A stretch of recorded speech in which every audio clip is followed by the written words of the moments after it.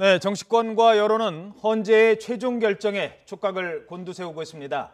탄핵 선고 이후 이 둘로 쪼개진 찬반 여론을 다시 정비하는 것도 숙제로, 과제로 남아있는 것 같습니다.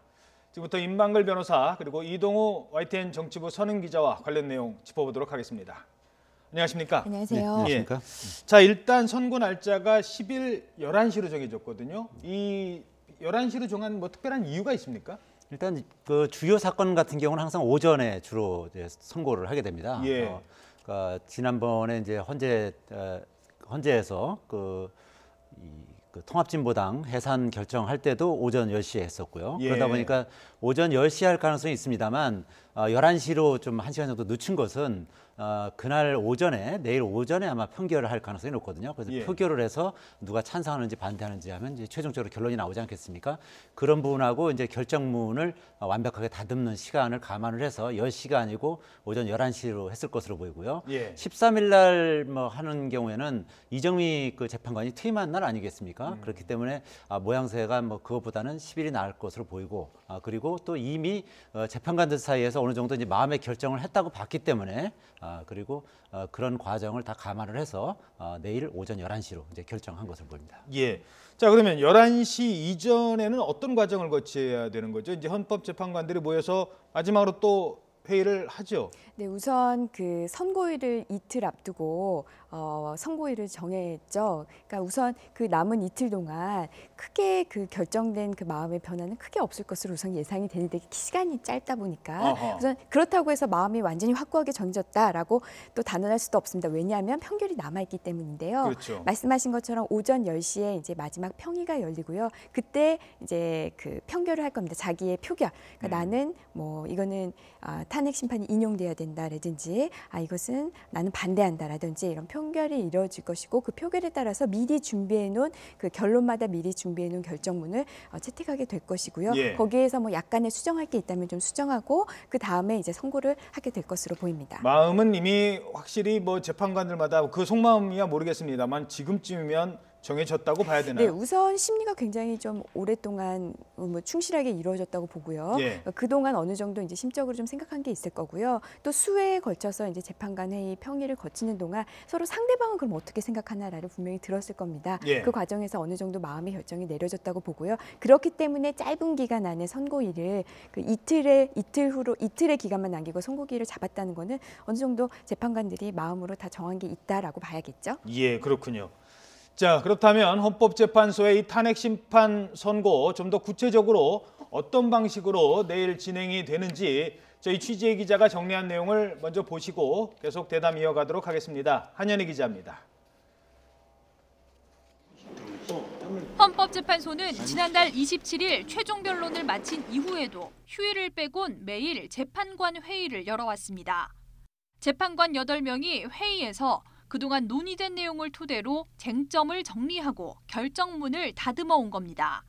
결정문은 인용과 기각, 두 가지 상황을 모두 대비해 준비해뒀다가 결과에 맞는 결정문으로 선고를 진행할 것으로 보입니다.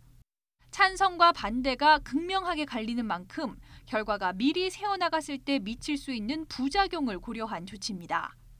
선고 전 밟아야 할 마지막 단계는 재판관별로 탄핵 인용과 기각에 대해 표결하는 평결입니다. 평결도 보안 유지를 위해 선고일 당일, 선고 직전에 가려질 가능성이 큽니다.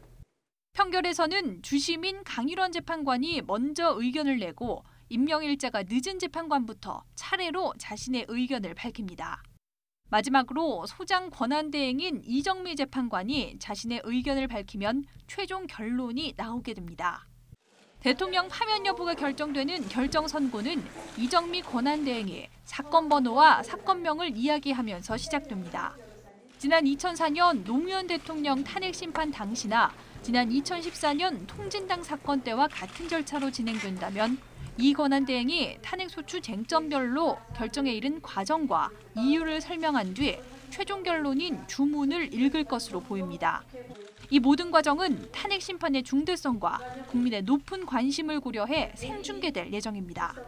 또 공개 심판의 원칙에 따라 일반인의 참관도 가능한데 변론 절차 때와 마찬가지로 인터넷과 현장 선착순으로 접수가 진행됩니다. YTN 한현입니다. 네, 지난 2004년 노무현 전 대통령 탄핵 심판 선고 때는 소추 사유가 3개였고요. 그때는 소수 의견이 공개되지 않아서 한 25분 정도 걸렸다고 합니다. 이번에는 소추 사유가 13개.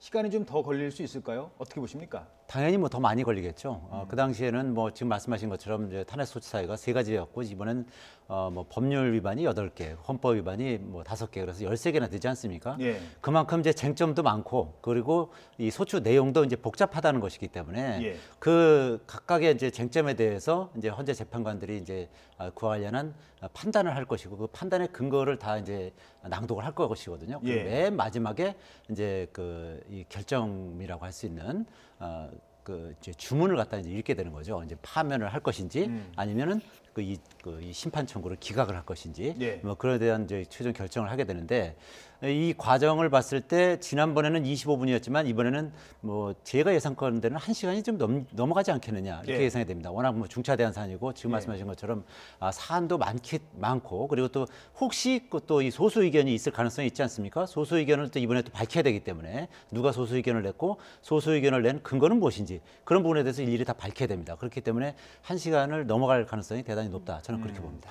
이게 13개면 13개를 다 이제 읽고 그 각각의 사안이 탄핵 사유에 해당이 된다 안 된다 이걸 또 다 하나하나 설명을 하는 건가요? 네, 보통은 헌법재판소에서 이제 결정문을 낭독할 때 주문을 먼저 얘기하고 그다음에 그렇게 판단한 이유를 쭉 얘기를 하는데요. 예. 이번에는 이렇게 중차대한 좀 이런 중요한 사건 같은 경우에는 반대로 이유를 먼저 얘기하고 주문을 나중에 이야기하는 경우가 종종 있습니다. 예. 그 통진당 해산 사건 때도 그랬었고요. 아하.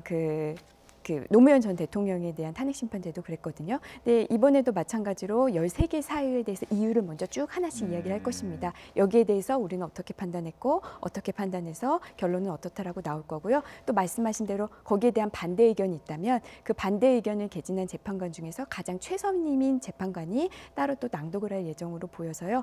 시간은 아까 말씀하신 대로 굉장히 길 것 같고 그 탄핵 사유 하나하나에 대한 좀 그 자세한 그 결론 내용은 그 판단 내용은 우리가 들을 수 있을 것 같습니다. 지난번과 또 다른 게 그때는 소수 의견을 공개하지 않았는데 그렇죠. 이번에는 소수 의견도 공개할 예정이라고요? 그렇죠. 예, 노무현 전 대통령 탄핵 심판 사건 때는 그냥 다수 의견만 나왔고요. 소수 의견이 누가 소수 의견을 냈는지 그리고 그 소수 의견의 내용은 무엇인지가 전혀 밝혀지지 않았는데 그 이후에 헌법재판소법이 개정되면서 이번에는 반대 의견을 내는 재판관, 그 재판관이 반대하는 근거 모두 다 공개될 예정입니다. 예. 자, 박 대통령의 이 정치적 운명 이제 8명의 헌재 재판관들의 선택에 달려 있습니다. 그렇다면 헌재 재판관들 그동안 주요 사안마다 어떤 결정을 내려왔을까요? 물론 그때 사안이 이번의 결정에 영향을 미치지는 않을 겁니다. 하지만 어떤 성향으로 판단을 내려왔는지 이 내용을 장민정 앵커가 정리했습니다. 박근혜 대통령의 운명을 가를 헌법재판관 8명 그 면면을 살펴보겠습니다. 먼저 재판관들은 상권분립 정신에 따라 행정부의 수반인 대통령과 국회, 대법원장의 추천을 받아 임명되죠. 서기석 조용호 재판관은 박근혜 대통령이 추천했고요. 주심 강일원 재판관과 김희수, 안창호 재판관은 국회에서 추천했습니다. 이 강 재판관은 여야 합의로, 또 김희수 재판관은 야당, 안창호 재판관은 여당 추천 몫이었습니다. 이정미 소장 권한대행과 이진성, 김창종 재판관은 대법원장이 임명했습니다. 이 8명의 재판관은 그동안 어떤 판결을 내렸을까요? 우선 통합진보당 해산이나 전교조를 법의 노조로 만든 근거법의 합헌 여부에는 김희수 재판관만 유일하게 반대했습니다. 김 재판관은 통진당 강령이 민주적 기본질서에 위배되지 않는다며 일부 당원의 활동을 통진당 책임으로 귀속시킬 수 없다고 주장했습니다. 위헌 결정이 난 간통죄는 이정미 재판관과 안창호 재판관이 합헌 결정을 내렸습니다. 간통이 혼인제도를 훼손하고 가족 공동체를 유지하고 보호하는 데 파괴적 영향을 미친다는 이유에서였습니다. 야간 시위를 금지한 집회와 시위에 관한 법률은 재판관 전원이 위헌 결정을 내렸는데요. 평소 보수적이라는 김창종 서기석 재판관도 의견을 같이 한 점이 눈에 띕니다. 그동안 재판관들이 내린 결정을 살펴보니까 보수와 진보, 이 개인의 성향보다는 법리 해석에 중점을 두고 판단을 내렸다는 분석이 우세합니다. 네, 개인의 어떤 이념보다는 법리적 판단에 따를 것이다라는 이런 전망이 많습니다. 하지만 또 재판관도 사람인 만큼 여론의 영향을 받지는 않을까 이런 얘기도 있는데 거기는 어떻게 보십니까? 여론 영향을 일부 받을 가능성이 꽤 있습니다. 왜냐하면 지난번에 그 김영란법 합헌 결정을 할 때 아예 헌재 결정문에 그렇게 기재를 했습니다.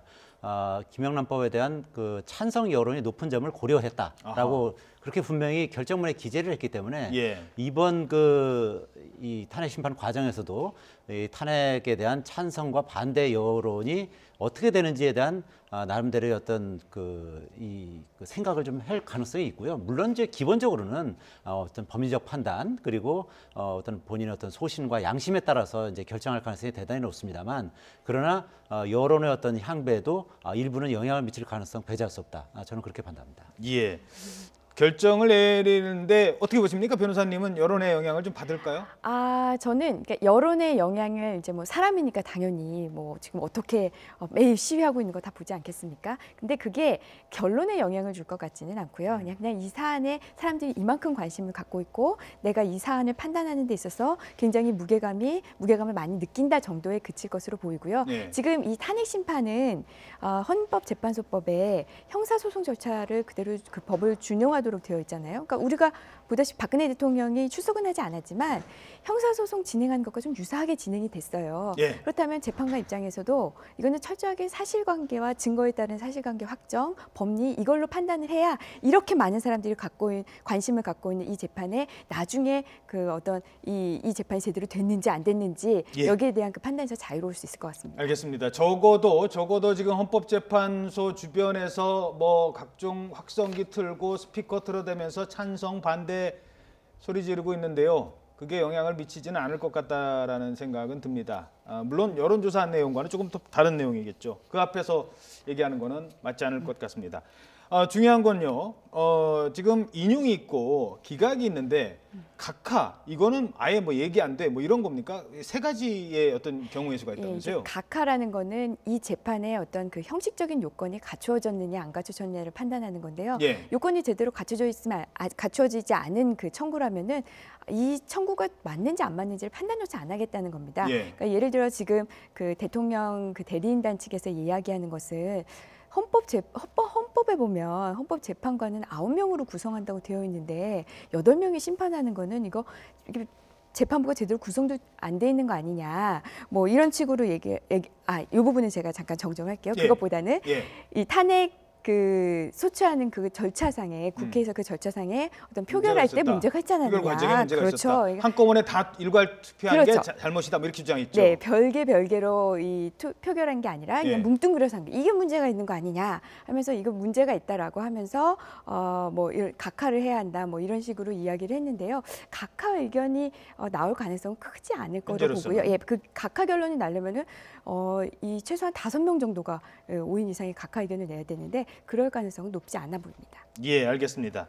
자, 이 뭐 지금 경우의 수를 따진다는 게 큰 의미가 있는지는 모르겠습니다만 그래도 이게 뭐 만장일치로 전원일치로 나오는지 아니면은 이게 또 5대 3이 되든지 6대 2가 되든지 이 변수에 따라서 탄핵 뭐 찬반 결정 이후에 그 영향을 좀 미칠 것 같은데 그 부분은 어떻게 전망하십니까? 뭐 당연히 그렇겠죠. 그러니까 탄핵을 찬성하든 반대하든 찬성 의견이 헌재에서 8명 가운데 몇 명이 나왔을지 뭐 그 부분이 결국은 그 탄핵을 찬성하든 반대하든 그 논리적 근거가 될 가능성이 대단히 높거든요. 예. 그래서 뭐 만약에 탄핵이 그 인용이 된다면 뭐 그 탄핵 그 반대하는 측에서는 예를 들어서 8대 0이나 아니라 뭐 8대 0이 나오면은 모르겠습니다만 그것이 아니라 뭐 6대 2나 뭐 지금 5대 4나 4대 3이나 이렇게 나오면 결국 양쪽 그 촛불 집회나 태극기 집회에서 다 본인들의 어떤 이 집회의 어떤 근거로서 그렇죠. 그 헌재에서 나온 결정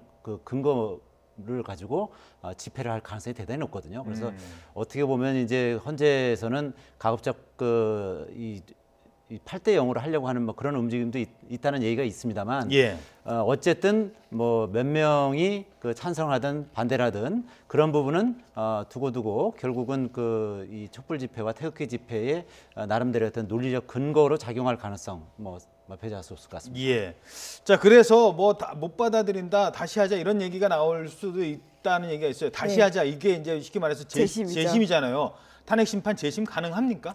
제가 아까 그 부분이랑 착각을 했는데요. 예. 이 대통령 대리인단 쪽에서 했던 얘기가 이 헌법에 보면은 9명의 재판관으로 구성되어 있는데 예. 지금 8인이지 않습니까? 예.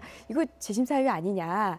이 재심될 수 있다라고 이제 주장을 하고 있는 건데요. 거기에 대해서는 사실 뭐 이게 이 주장이 아예 의미가 없다라고 볼 수는 없습니다. 왜냐하면 예. 명백하게 또 법은 또 정해져 있지 않으니까 헌법에. 근데 헌법재판소법에는 엄밀하게 7인 이상이 심리를 할 수 있다라고 되어 있고요. 그럼 8인이면은 그 심리 요건을 충족을 하죠. 그리고 8인 체제에서 이미 선고가 된 결정들이 많고요. 예. 그 재판에 대해서는 이것은 위헌이 아니다라고 하는 또 헌법재판소의 결정이 있었습니다.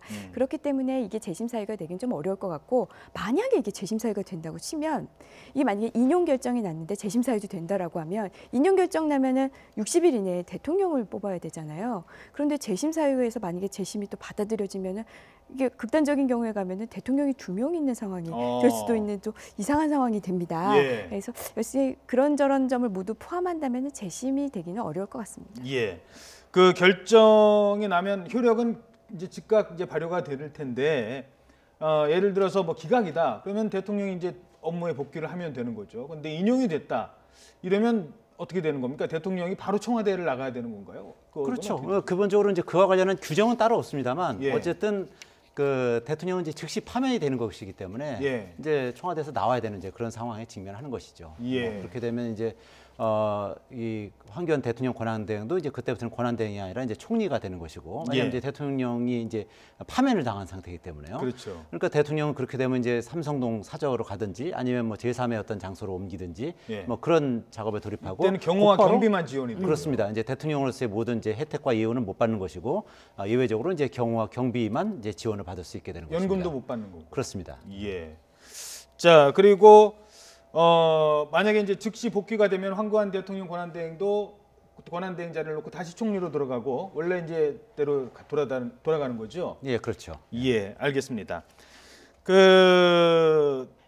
만약에 인용이 됐을 때 경찰 조사, 지금 이제 검찰 조사가 남아 있지 않습니까? 뭐 특검은 이제 마무리가 됐다고 했을 때 검찰 조사의 그 불소추 특권 이것도 이제 사라지게 되면 그때부터는 뭐 검찰에서 오라 그러면 무조건 이제 가야 되는 그런 상황이 되는 건가요? 어떻게 그렇죠. 되는 그렇게 되면 이제 자연인 신분으로 돌아가는 것이기 때문에 예. 대통령으로서의 어떤 그 불소추 특권을 누릴 수가 없게 되는 것이죠. 그러면 예. 검찰에서 소환을 한다든지 아니면 사법 처리를 하게 되면 뭐 피할 수 있는 방법이 없는 것이죠. 그래서 검찰 수사가 만약에 이제 인용이 돼서 대통령이 이제 파면이 된다면은 예. 이제 바로 이제 대선 국면에 이제 진입하게 되는 것인데 대선 국면에 진입했을 때 검찰 수사가 어떻게 진행될 것인가 그 부분이 또 어떻게 보면 대선 국면에서 이제 상당히 그 영향을 미치는 주요 요인으로 작용할 가능성 뭐 상당히 있어 보입니다. 인용 결정이 내려질 경우는 60일 이내에 대선을 치러야 된다고 돼 있지 않습니까? 예. 그러다 보니까 오늘 이미 일부 조간에서는 뭐 5월 9일이다 날짜까지 이렇게 딱 못 박아서 보도를 하는 것도 있더라고요.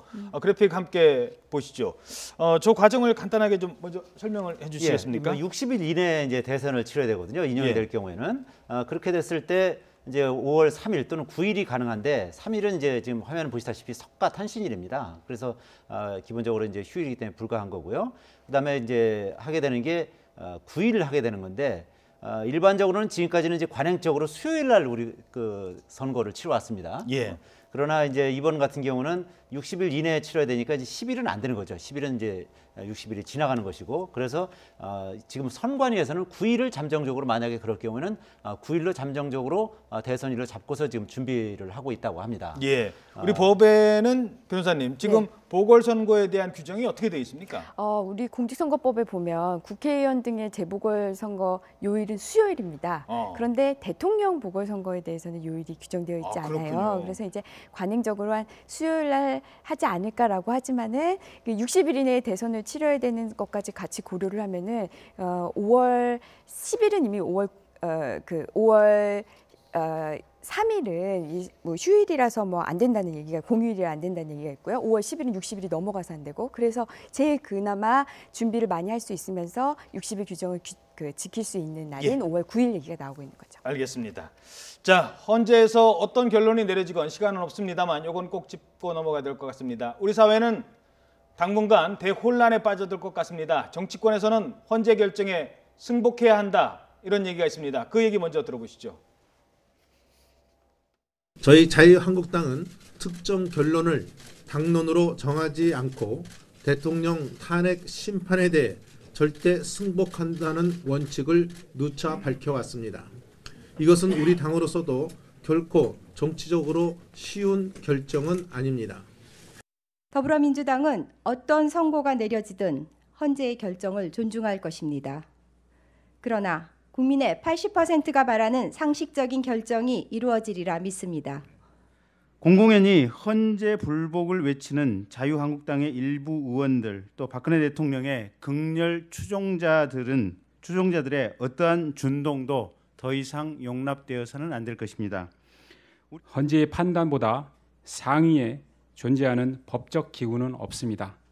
따라서 그 결정에 불복하는 것은 법치주의 자체를 부정하는 것입니다. 네, 사상 초유의 사태 뭐 어찌 됐든 뭐 이런 걸 남겨두고 있는데요. 지금 승복을 해야 된다는 정치권의 분위기가 높아지고 있는 건 사실이죠. 그게 정치권의 도리 아니겠습니까? 어떻게 보십니까? 그렇죠. 당연히 그 민주주의 사회의 그 근본은 법치주의 아니겠습니까? 법치주의는 사법기관이 결정하고 선고한 거에 대해서 따르는 것이 이 그 법치주의의 이제 기본이기 때문에 헌법재판소가 어떤 결정을 내리든 그것에 승복하는 것이 어떤 정치권의 이제 기본적인 도리이자 합리적인 결정이라고 봐야 되는데 지금 사실 이제 그런 분위기가 상당히 안 돼 있었던 것이 사실이고 예. 특히 이제 아시다시피 이제 촛불 집회나 이제 태극기 집회를 통해서 상당 부분 이제 헌재의 결정에 승복하지 않을 듯한 이제 그런 움직임이 있는 거 아니겠습니까? 이제 정치권이 이런 움직임을 이제 제동을 걸고 그리고 광장의 민심을 이제 제도권으로 끌어들여서 그것을 이제 통합해내는 그런 어떤 그 지혜와 어떤 용기를 가져야만 하는 뭐 그런 상황인 것 같습니다. 예. 네.